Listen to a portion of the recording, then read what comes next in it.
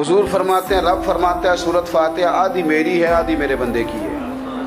جب اس نے کہا الحمدللہ رب العالمین الرحمن الرحیم مالک یوم الدین ایاک نعبد و ایاک نستعین، جب یہاں تک وہ لفظ کہتا ہے تو یہ حصہ میرا تھا۔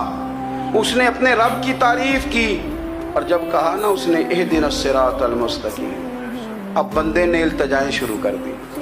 اس نے کہا کہ مالک بھی تو ہے، رحمان بھی تو ہے، رحیم بھی